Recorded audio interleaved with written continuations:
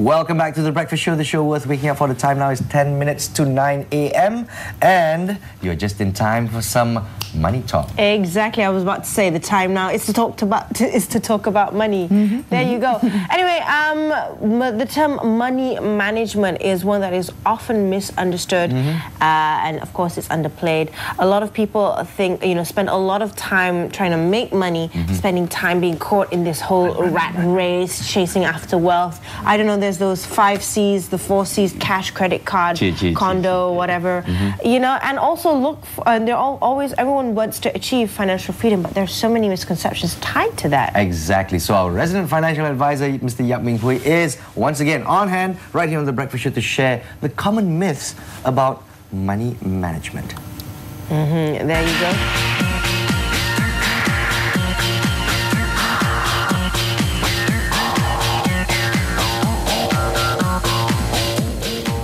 Good morning, fellow Malaysians. You're now watching Financial Freedom Minutes with Yap Ming Hui. Today, I want to talk about the 3 major misconceptions about money management. Now, over many years of professional practice, I've seen many clients and individuals. I discover there are quite a number of people holding certain type of misconception about money management, which eventually limit them from achieving greater success in their money management and financial freedom. So today, I would like to share with you the 3 major misconceptions in money management and how we can actually debunk those misconceptions and achieve greater success. So, what are those 3 major misconceptions? Number 1 major misconception that people have is that money management is all about growing your wealth, growing your money only, which means to say money management is all about investment. Have you heard that before? I'm sure you heard that before. Nas just told me, isn't that true? So that is not true. There are actually 4 major components of money management, which involve money protection, money enhancement, money preservation, and money distribution.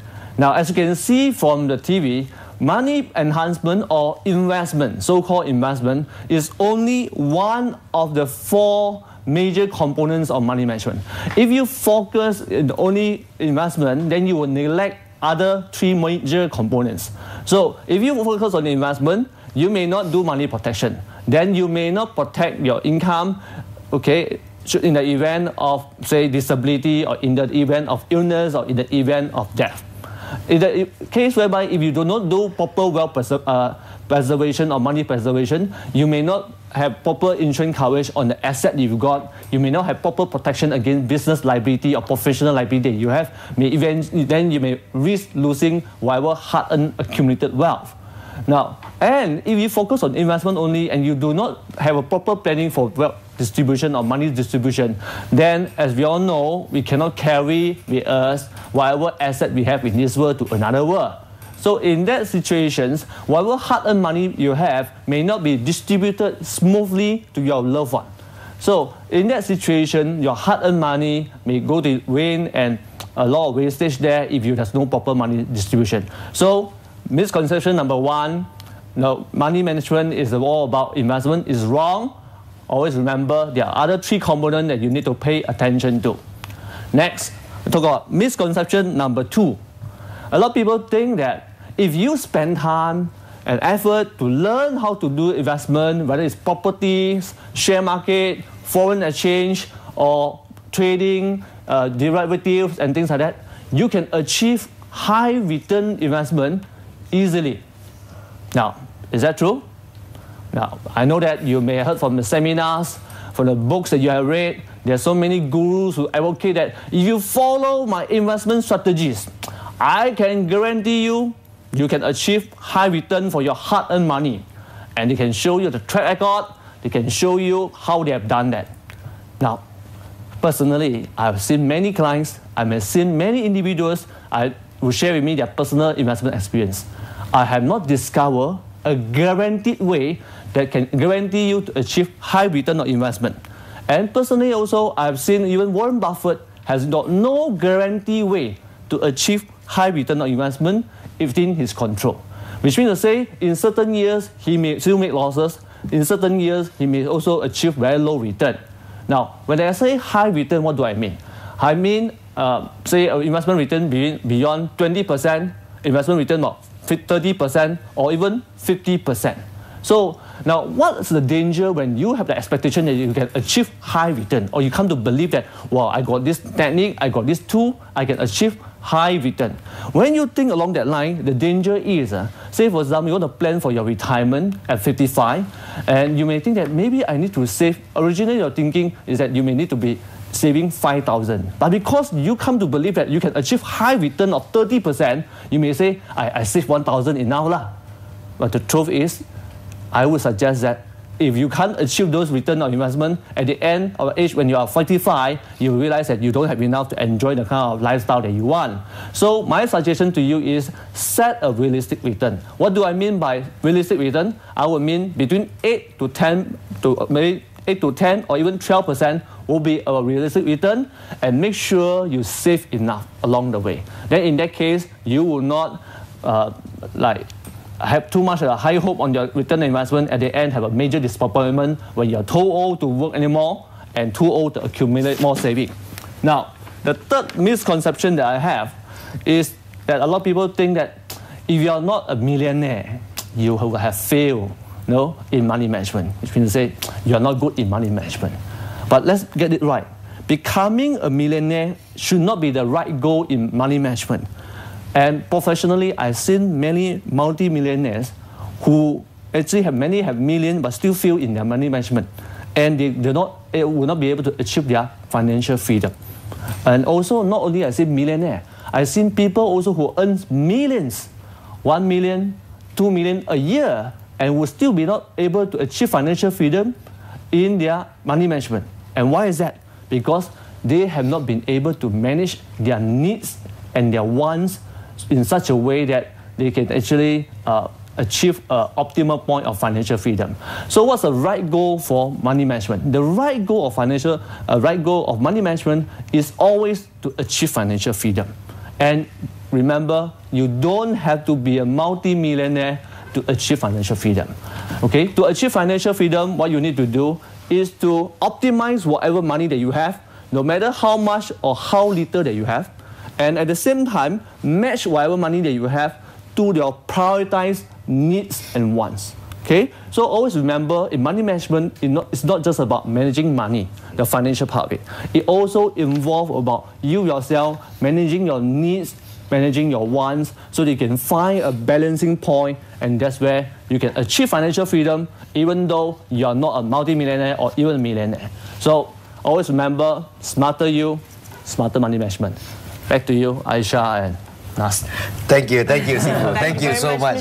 Because the whole way I was going, huh? Really? Oh my God. Really? Well, I mean, it's very fair, especially the third point, yeah? I mean, if you're not a millionaire, it does not mean that you have not been successful in managing your money. It's all about financial freedom, isn't it? Exactly. And point number one is actually, for me, that was very good. It's money management. I always think, okay, it's all about, having your money grow for you. Yeah. Now, of course, there are, to reiterate what Mr. Yap said, it's about money protection, enhancement, which is investment, preservation and distribution. Now, I want to ask, what is the difference between money protection and money preservation? Okay, money protection is to protect those income that you have not have yet. Say for example, now you are earning 10,000 a month. Okay, so if you were to work another 10 years, you will have accumulated some incoming asset and also saving. Okay, but if you were to fall sick or become disabled, say yesterday, then what happened? All this income that may come in may not come in anymore. So that's why you buy insurance to protect those future income. I see. Money preservation talk about the cars that you already got, the house that you already got, the bank saving account that you already have. So for example, if you take the example of property, you spend so much money to buy this property, and then you actually invested into it, and you renovated it, things like that. So it's already there. It's already under your name. But should a fire happen, I see. if you don't have fire insurance and things like that, then you'll be burned down. And then you lost the asset. You see the difference? But more importantly, preservation is also about managing your expectations, right? Let's say if you have the money and say, I can buy a car. Oh, okay, there's allocation in my accounts to buy a car. I want to buy a $2 million car. Wow, I know it's a car, right? But that's what we call money preservation, spending more than you actually earn, yes? Yes. So Yeah, that's because part of then in that case, what you do is that you spend more money on the consumption asset, and not so much on the investment asset. I see. So this asset that you spend on the consumption asset, like your own car, Ferrari car, may worth 2 million. Your net worth may still be 2 million, but this 2 million will not grow. In fact, it will depreciate along the way. Depreciate. Isn't it? Asset, yeah. So between these 4 elements, protection, investment, preservation, and distribution, which one is the most important for you? My answer is very straightforward. All 4 elements is important. Wow. The idea is not to spend one And then area forget too about much. The other 3. The idea is if you were to do a little bit of everything, then you're in a very balanced position. Just like you asked me, like blood pressure, sugar level, cholesterol, which one is more important? In fact, the idea is all must be in the normal range. That's fair enough. That's a really good answer, actually. Exactly. Yeah. Okay, now my next question is about misconception number 2, which is, of course, if you spend a lot of time and effort learning and getting yourself educated, you can easily achieve high investment or high ROI. Of course, there is no guarantee, but I always thought that the rule of thumb when it came to investments is, or there is this saying, this term, high risk equals high returns. How about that? How does that fall into play with this? High investment return normally and most of the time come with high risk. But there are many investment gurus out there who would like to conduct seminar and make you believe that I can give you high return with minimum risk or even zero risk, which is not logical. It's almost impossible. At least I'm not seeing it with my own eyes on my client situations. Most of my clients build their wealth, accumulate their wealth from their business success, from their profession and the job they're actually working on. So I hardly see anybody who have got a proven share investment strategy which can give them 30-50% return. Wow. I never see a property investor who can consistently achieve 50%, 100% over the years, and for every properties they put their hand into. They may be having some success in 2 or 3 pieces of property, but they may also make some losses and a few things like that. Because there's no fixed formula to it, because you see it's always relying on a factor that they can't control. Outside the control. So the idea is to be able to not to get ourselves to the kind of thinking into like, cepat kaya, and my planning, I can 30%. Because when you think that you can achieve 30%, you will naturally save less for whatever financial goal that you have. And the fact is that when you don't achieve the kind of return, don't talk about you lost money. Maybe instead of 30%, you only achieve, say, 8%. Then you will find that whatever money that you could accumulate and invest, compounded, is not big enough to fund your retirement objective. Well, but this is kind of mentality, this is kind of thinking that perpetuates pyramid schemes and so on and so forth. Right. Yes. So it's about time to do away with that kind of thinking. If you really want to earn enough on your investments, it's really about perseverance. And here's another question as well. Since there's no set formula for high ROI, the best way or strategy is to, of course, diversify your investments, yes? Yes.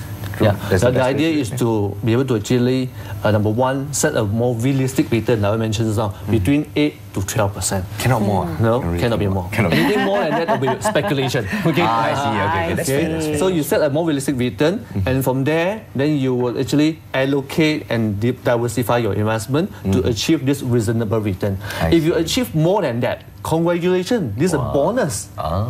So at least you will see it as a bonus, that you don't see it as a disappointment. Yes, there you go. For the only time where you're actually supposed to set your expectations low. Anyway, warning to everyone: if there is a guarantee attached to a certain investment, that should be a warning signal. Actually, right? Yes. There's no free lunch in this world. No free lunch in this world. I like that saying. Very, very good as well. And once again, Sifu, you have been a great help especially to our viewers out there. Thank you very much, Tia. Some of the misconceptions that we've cleared out about money management. Of course, tune in same time next week, every Tuesday, where we have Financial Freedom Minutes with Mr. Yap Ming Hui. Hui himself. Exactly. But you know, in the meantime, if you want to catch up or do your own studying, you can always log on to Mr. Yap's website. It's www.yapminghui.com.